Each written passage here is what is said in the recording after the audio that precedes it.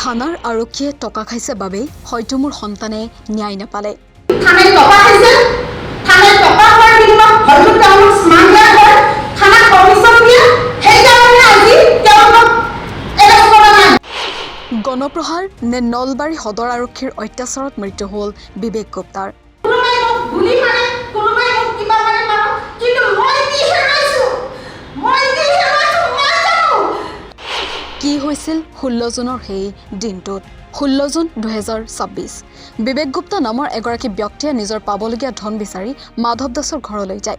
কিন্তু আবেলি 5:30 বজাত বিবেক গুপ্তাৰ মাতৃ নিমি দাসলৈ আৰক্ষীৰ ফোন আহে যে তেওঁৰ পুত্ৰ বিবেক গুপ্তাই ডলি দাসৰ মোমায়েকৰ ওপৰত চোকা দাৰে আক্ৰমণ কৰিছে। সেয়েহে আৰক্ষীয়ে বিবেক গুপ্তাক গ্ৰেপ্তাৰ কৰি নলবাৰী সদৰ থানালৈ লৈ গৈছে।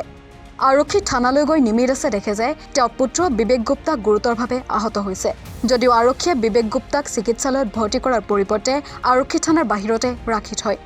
উল্লেখ্য যে বিবেক গুপ্তা আঘাতপ্ৰাপ্ত হোৱাৰ কাৰণস্বৰূপে আৰক্ষীয়ে কাৰণ দৰ্শায় যে বিবেক গুপ্তাই মাধৱ দাসৰ পত্নী ডলিৰ মোমায়েক প্ৰমোধালৈৰ পুত্ৰীক অপহৰণ কৰিবলৈ চেষ্টা কৰিছিল, যাৰ পাছত বিবেক গুপ্তা গণপ্ৰহাৰৰ বলি হয় আৰু গুৰুতৰভাৱে আঘাতপ্ৰাপ্ত হয়। কিন্তু এই বিষয়ত বিবেক গুপ্তাৰ পত্নী নেনা বৰুৱা আৰু নিমি দাসৰ সন্দেহ হয় যে বিবেক গুপ্তা যদি গণপ্ৰহাৰৰ বলি হৈছিল তেন্তে তাৰ প্ৰমাণস্বৰূপে কোনো লোকে আজিৰ ছ'চিয়েল মিডিয়াৰ দিনতো তাৰ ভিডিঅ' নকৰাটো কেনেকৈ সম্ভৱ। তদুপৰি বিবেক গুপ্তাই যে প্ৰমোদ হালৈৰ জীয়ৰীৰ অপহৰণৰ চেষ্টা কৰিছিল তাৰ প্ৰমাণস্বৰূপে কোনো CCTV ফুটেজ কিয় নাই। তদুপৰি আৰক্ষীৰ জিম্মাত থাকোঁতেই বিবেক গুপ্তাই মাকক কৈছিল যে মোক ইহঁতি মাৰিছে, যে তেওঁলোকৰ সন্দেহ অধিক ঘনীভূত কৰে। আৰু এই ঘটনাৰ দুদিনৰ পাছতেই আৰক্ষীৰ জিম্মাত বিবেক গুপ্তাৰ মৃত্যু হয়, যাৰ পাছত বিবেকৰ পত্নী আৰু মাতৃয়ে আৰক্ষী থানাত গৈ এজাহাৰ দাখিল কৰে। যদিও আৰক্ষীৰ কেতবোৰ আচৰণে তেওঁলোকৰ সন্দেহ আৰু অধিক ঘনীভূত কৰে। উল্লেখ্য যে 2023 চনৰ পৰাই মাধৱ দাসৰ পত্নী ডলি দাসৰ সৈতে পৰকীয়া প্ৰেমৰ সম্পৰ্কত আছিল বিবেক গুপ্তা। ডলি দাসৰ ঘৰত বাৰুকৈ অহা যোৱা কৰিছিল বিবেকে। ডলি দাসৰ ঘৰত গৈ ভাতো খাইছিল বিবেকে। অৱশ্যে এই পৰকীয়া প্ৰেমৰ কথা জনাৰ পাছত বিবেকৰ মাতৃ আৰু পত্নীয়ে আইনৰ সহায় লৈ এই বিষয়টো তল পেলাবলৈ চেষ্টা কৰে। সন্ধিয়া 5:40 বজাত মোৰ এজনে ফোন কৰিছে, কৈছে আপুনি নেনা বৰুৱা নেকি? মই ক'লোঁ মই নেনা বৰুৱা নহয়। কৈছে আপুনি কোন হয়? বিবেক গুপ্তা কোন হয় আপোনাৰ? মই ক'লোঁ মই বিবেক গুপ্তাৰ মাক। কৈছে সি প্ৰমোদ হালৈক দায়েৰে ঘপিয়াই দিলে নহয়, এনেকৈ ক'লে। মই ক'লোঁ দায়েৰে কোন প্ৰমোদ হালৈ? মই তেনেকৈ সুধিছোঁ। আপোনাক জনাব লাগে জনাই দিছোঁ, তাৰমানে এনেকুৱা এটা হেৰিত কৈছে, মানে জনাব লাগে জনাই দিছোঁ, সেনেকৈ ক'লে। তাৰপিছত হ'ল কি, এই যেতিয়া মোবাইলত বস্তুটো ভাইৰেল হৈছে আমি তেতিয়ালৈকে গম নাপাওঁ। ভাইৰেল যেতিয়া হৈছে তেতিয়া আমি ফেচবুকত দেখিলোঁ, দেখাৰ পিছত আমাৰ মন বহা নাই। গতিকে পুলিচে কিন্তু এইটোও নক'লে যে আপোনালোক আহক বুলি, কিন্তু আমাক কি কৰিছে সেইটোৱে কৈ কিনে সমাপ্ত কৰিলে। যেতিয়া আমি দেখিলোঁ যে মোবাইলত ফেচবুকত এইবোৰত দেখাৰ পিছত আমিও দুখীয়া মানুহ, পুতুককৈ যাওঁ বুলি যাব নোৱাৰোঁ, জাগাও চিনি নাপাওঁ। গতিকে যোৱাত আমাৰ অলপ পলম হ'ল। হোৱাৰ বিনিময়ত ৰাতি প্ৰায় ধৰক 1, 1:30, 2 এনেকুৱাৰ ভিতৰত একুৰেট টাইমটো মই নাজানিম বাৰু ৰাতিৰ কথা। যেতিয়া গৈ পাইছোঁ, যাই থানাত গৈছোঁ, মোৰ ভৰিৰ অসুস্থ আছিল যদিও মই গৈছোঁ। যোৱাৰ পিছত তেতিয়া ক'লোঁ যে কোন হয় আপোনালোক? মই বোলো গুৱাহাটীৰ পৰা আহিছিলোঁ, বিবেক গুপ্তাৰ মই মাক হয়। তেতিয়া কৈছে এতিয়াতো আপোনালোকে তাক দেখা কৰিব নোৱাৰে। মই ক'লোঁ সুস্থ আছেনে বাৰু, ভালে আছেনে? কৈছে মাক হয়, কাৰোবাৰ লগত এনেকৈ হেৰি কৰি কিনে মোক কৈছে যদি চাই আপুনি অকলে চাব পাৰিব, কিন্তু হেৰিৰ পৰা দূৰৰ পৰা, কিন্তু এটা মুখেৰে আৱাজ দিব নোৱাৰে। মোৰ লগত মোৰ ভতিজা মানে কি আমাৰ ঘৰতে ভাড়া থাকে, সৰু ল'ৰা এটা, সিও গৈছে গাড়ীখন ড্ৰাইভ কৰি কিনে, সিও মোৰ লগত গৈছে, যাতে মই খোজকাঢ়িব নোৱাৰোঁ, সি ধৰি নিছে মোক। তাৰপিছত তেতিয়া মই গৈ দেখিলোঁ, মানে মোক দেখাইছে, ইমান ডিষ্টেঞ্চৰ পৰা দেখাইছে। মই উল্টাই সুধিছোঁ যে মোৰ ল'ৰা কোনটো? তেতিয়া কৈছে এইটো ছাইডৰটো। তেতিয়া মোৰ ল'ৰাটোৰ ভৰিত বগা কাপোৰ দি বান্ধি থৈ দিছে আৰু ভৰিখনত 2খন ভৰিতে বগা বগা কিবা আছে। এতিয়া মই ইমান দূৰৰ পৰা ধৰিব পৰা নাই। তাৰপিছত ল'ৰাটোৱে এনেকৈ মানে অলপ তেৰাকৈ শুই আছিল, গাটো এনেকৈ কৰি মহ ওপৰত আছিল, হাতেৰে এনেকৈ মহ এটা মানে হেৰি কৰিছে। এতিয়া মোৰ ক'বলৈ ৰাতিপুৱা আমাক কৈছে যে 9টা বজাত আহিব। ঠিক আছে, আমি 9টাত হোৱা নাই, অলপ ইফাল সিফাল হৈছে বাৰু। ইফাল সিফাল হোৱাৰ বিনিময়ত আহিলোঁ। আমি কি কৰিলোঁ, যিটো আমি ঘটনাটো গম পালোঁ যে মোবাইলত চাই গম পালোঁ যে ডলি বা এই প্ৰমোদ হালৈ এনেকৈ হেৰি কৰিছে, তেতিয়া আমি কি কৰিলোঁ, যদি এই ডলি বোলা মানুহজনীৰ লগত মোৰ ল'ৰাৰ মানে মাজতে 23 চনত অলপ চিপাঝাৰ থানাত অলপ কিবা খেলি মেলি হোৱা, দুটাৰ কম্প্ৰমাইজ কৰা গৈছিল। তাৰ বিনিময়ত আৰু কি ৰিলেশ্যন আছিল আমি গম পোৱা নাছিলোঁ। কিন্তু এই 25 চনত তাই ছোৱালীজনীয়ে ব্লেকমেইল কৰি আছে। মোৰ ল'ৰাৰ মোবাইলত সম্পূৰ্ণ কাহানী আছে, কোনে কি প্ৰথমে প্ৰপ'জ কৰিছে, কি কৰিছে, এইবোৰ মই নাজানিম। মোবাইলটোত থকা বুলি যিহেতু জনাই থৈ গৈছে, গতিকে মোবাইলটোত থানাত আছে, আমি গম পোৱা নাই এতিয়ালৈকে কি আছে কি নাই। আমাক গতাইও দিয়া নাই, পাৰ্চো আমাক গতাই দিয়া নাই।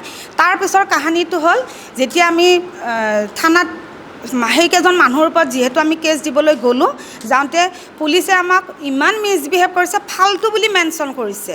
তাৰমানে এটা কেছ দিবলৈ কৈছে, আপোনালোকে বোলে চানমাৰিত দিয়ক, বোলে চিপাঝাৰত দিয়ক, ইয়াত কিয় কেছ দিব। মই ক'লোঁ ইয়াত ঘটনাটো যিহেতু হৈছে, ইয়াত মই এটা কেছ দিয়াটো মোৰ দৰকাৰ নাই। বোলে ফাল্টু নেকি বোলে আপুনি, মোক এনেকুৱা বিহেভিয়াৰ কৰিছে। তাৰপাছত আপোনাৰ 17 তাৰিখৰ কথা, যেতিয়া মই ল'ৰাটোক দেখিলোঁ, ল'ৰাটোকতো উঠিব নোৱাৰে, সি উঠিব নোৱাৰে, তাক ধৰি সি লাষ্টত কৈছে মই উঠিব নোৱাৰোঁ, উঠিব নোৱাৰিলে তোক গুলিয়াই দিম, তোক মাৰি দিম, এনেকুৱা মেনশ্যন কৰিছে পুলিচে।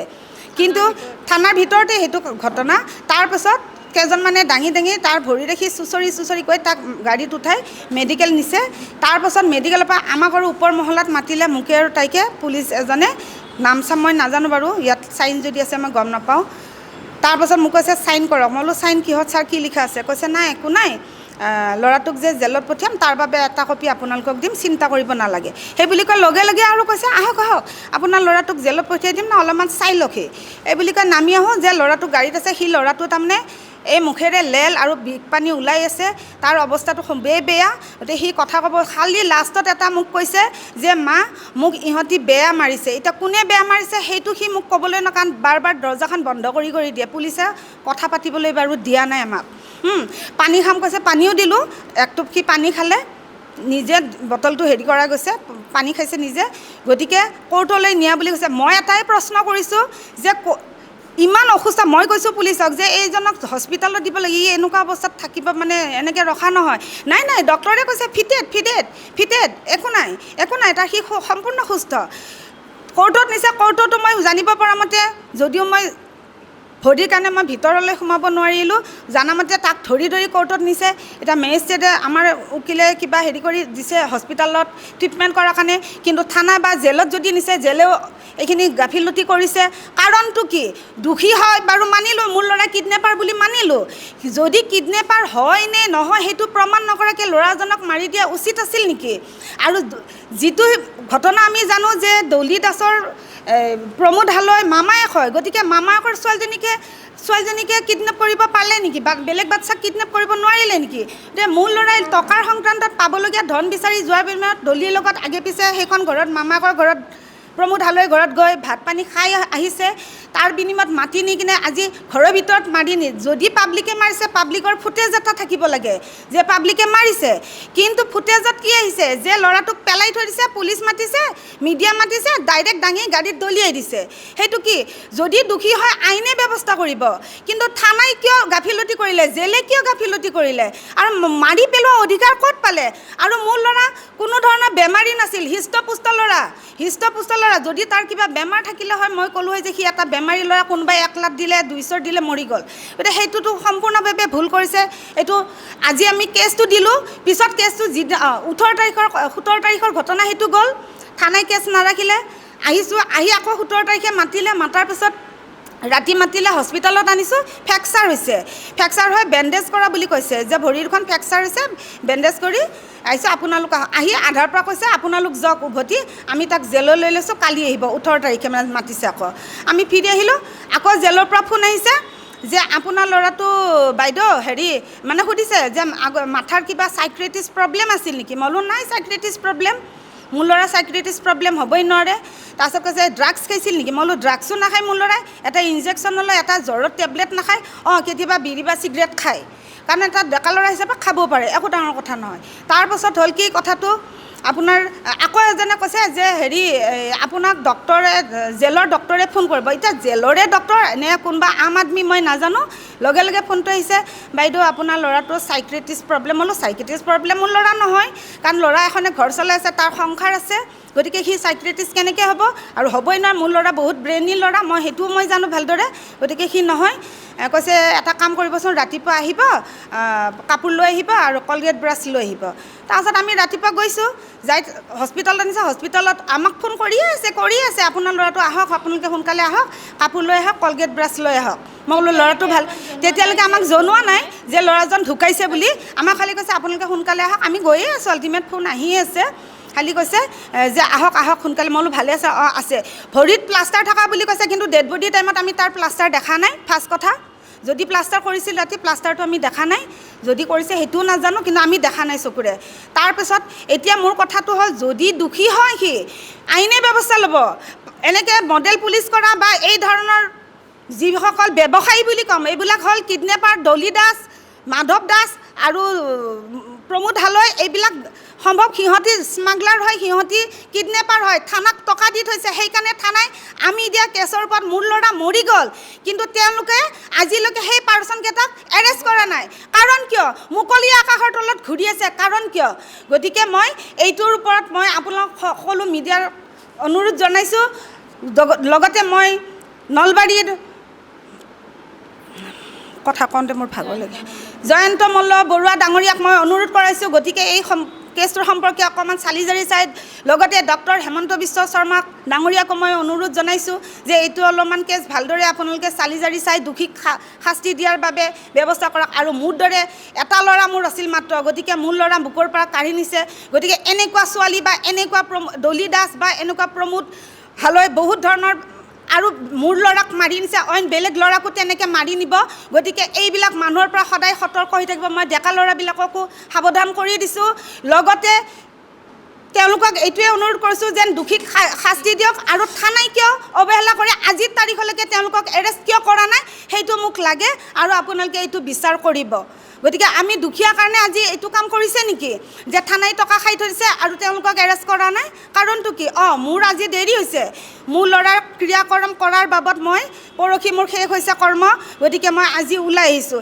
কিন্তু আপোনালোকে সেইটো বিচাৰ কৰিব আৰু মই ক'বলৈ আৰু বাইদেউ আপুনি যিহেতু কৈছে আপোনাৰ পুত্ৰৰ মৃত্যুৰ পাছত তেওঁৰ পষ্টমৰ্টম কৰা হৈছিলে নেকি পষ্টমৰ্টম কৰিছে পষ্টমৰ্টম ৰিপৰ্ট আমি এতিয়ালৈকে লোৱা নাই কিন্তু মই ইনডাইৰেক্টলিহে শুনিছোঁ ডাইৰেক্টলি নাজানো কিবা ওলাইছে এতিয়া কি বুলি দিয়ে মই নাজানো কাৰণ মিলা ভকত যিহেতু হয়তো ক'ৰবাত কিবা বেলেগো দিব পাৰে সেইটো মই নাজানো কিন্তু আমি ৰিপৰ্ট এতিয়ালৈকে লোৱা নাই হোপা ধৰা বুলি যিহেতু মানে অভিযোগ উত্থাপন কৰিছে গতিকে ক'ৰবাত নহয় ক'ৰবাত CCTV ফুটেজ উপলব্ধ হ'ব লাগিছিলে বা কোনোবাই কেমেৰা কৰিব লাগিছিলে মই বাৰ কৈছোঁ যদি সি কিডনেপাৰ বুলি কয় যদি পাব্লিকে মাৰিছে সেই পাব্লিকে মাৰি থকা ফুটেজটো কিয় নাই খালি দাঙি কিনে গাড়ীখনত ভৰোৱাটোহে দেখাইছে মাৰি থকা ফুটেজটো আজিকালি স্মাৰ্ট মোবাইল চবৰে এটা ফটো হ'লেওতো থাকিব লাগিছিল যে ল'ৰাজনক মাৰি আছে সেইটো ফুটেজ নাই ল'ৰাজনক পেলাই থৈছে বেহুচ হৈ আছে পুলিচ মাতিছে মিডিয়া মাতিছে সম্ভৱ মাতি দাঙি কিনে গাড়ীখনত দলিয়াই দিছে চিকিৎসাৰ কোনো ব্যৱস্থা কৰি দিয়া নাই একো ব্যৱস্থা কৰা নাই চিকিৎসাৰ যদি ব্যৱস্থা কৰিলেহে মোৰ দৰে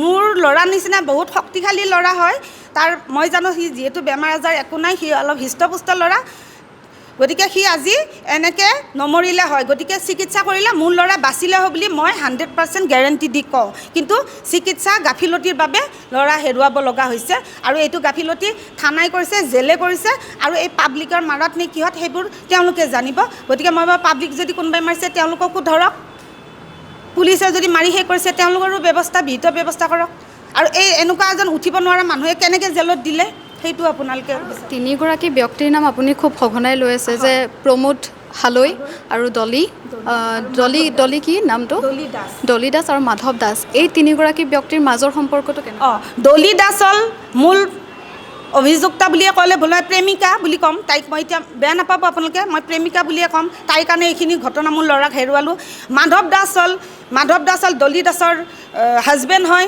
গতিকে আমাক জানুৱাৰী মাহৰ পৰা এই 26 চনৰ জানুৱাৰী মাহটো ফোনত ক'ৰবাত পাব বস্তাই আমাক টকা বিচাৰিছিল আমাক ব্লেকমেইল কৰিছে কোনোবা বেলেগ মানুহৰ লগত পলাই যায় মোৰ ল'ৰাৰ লগত পলাই যোৱা বুলি কয় মোৰ ল'ৰা ঘৰত থাকে তাই বেলেগৰ লগত যায় খালি আমাক ফোন কৰি কয় যে আপোনাৰ ল'ৰাই মোৰ ৱাইফক লৈ গৈছে কিন্তু আমাৰ ল'ৰা কিন্তু ঘৰত থাকে এইবিলাক আমাক কৰি আছিল কিন্তু আমি এখন সংসাৰ বেয়া নহওক বুলি যিহেতু মোৰ বোৱাৰী হয় গতিকে আমি ক'লোঁ এইবিলাক আঁতৰত থাক বুলি এনেকৈ আমি মানে নিজৰ ভিতৰতে এটা লৈ থাকোঁ গতিকে এইটো তাইক তাৰমানে বিয়া কৰাব লাগিছিল চাগে মোৰ হিচাপত গতিকে এতিয়া মাধৱ দাসৰ লগত তাই আছে নে নাই সেইটো মই নাজানো গিৰিয়েক হৈ জানো যিহেতু চিপাঝাৰ থানাত আমি পাইছিলোঁ সেইটো ফেমিলিক আৰু প্ৰমোদ হালৈ ডলি দাসৰ মামায়ে গতিকে দলি ৰিলেটেড মামায়েক হয় যিহেতু মামায়েকৰ ছোৱালীজনীক কিয় কিডনেপ কৰিব বেলেগ যদি কিডনেপাৰ হ'লে হয় বেলেগক কিডনেপ কৰিলে হয় দলি দাস হ'ল প্ৰেমিকা কিন্তু মামায়েকটো আৰু ছোৱালীজনীক কিডনেপ কৰাৰ কাৰণটো কি এইটো এটা ব্লেম দিছে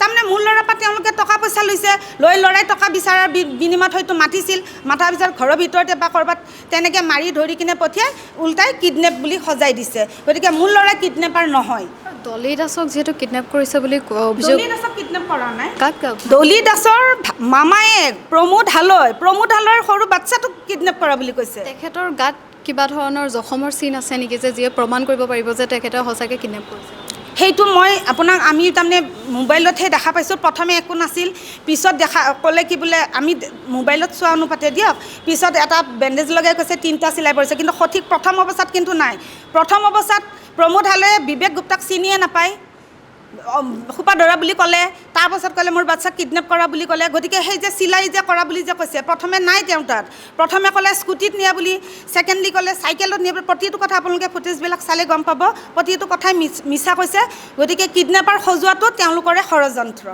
16 জুনৰ দিনাখন আপোনাৰ সন্তান যিহেতু সেই ঠাইখনলৈ গৈছিলে আপোনালোকৰ ঘৰত কি কৈ গৈছিলে যে ক'লৈ গৈছে বা কিয় আমাক আগে পিছত সি মানে পেণ্ডেলৰ কাম চাম এনেকৈ অৰ্ডাৰ লৈ এনেকৈ কামৰ ক্ষেত্ৰত যায় সি আমাক কৈছে মোৰ কাম আছে কামৰ বুলি ওলাই যাওঁ সেই বুলিয়ে কৈ গৈছিল সেইটোৱে জানো আৰু কিবা টকা মানে পইচা অলপমান পাবলগীয়া আছে গতিকে যাওঁচোন কাৰণ আমাৰ এতিয়াও আপোনালোকে আমাৰ ঘৰত দেখা পাব যে 21 তাৰিখে অৰ্ডাৰ লোৱা কাপোৰ এতিয়াও কিনি থৈ দিয়া আছে গতিকে সেইটোৱে কথা আমাক সেনেকৈহে কৈ গৈছে বাকী আমাক এই যে নলবাৰীত ময়ে নাজানো নলবাৰীত মোৰ কোনো ৰিলেটেড মানুহেই নাই গতিকে মোৰ ল'ৰাই ক'ৰ পৰা হেৰি হ'ব চিনি পাব আৰু বাকী অভিযুক্ত কেইগৰাকীকো কোনো ধৰণৰ জেৰা চলোৱা হোৱা নাই তেওঁলোকক ধৰাই নাই আম আদমিৰ দৰে ঘূৰি আছে আকাশত উৰি আছে ধৰাই নাই পুলিচে মুঠৰ ওপৰত ডলি বিবেকৰ পুৰণি পৰকীয়া প্ৰেম বিবেকৰ পৰিয়ালৰ মতে 16 জুনত বিবেকে পাবলগীয়া ধন বিচাৰি ডলিৰ স্বামী মাধৱ দাসৰ ঘৰলৈ যোৱা ডলিৰ মোমায়েকৰ অভিযোগ অনুসৰি 16 জুনত বিবেকে প্ৰমোদ হালৈৰ কণমানি ছোৱালীক অপহৰণ কৰিবলৈ যোৱাৰ অভিযোগ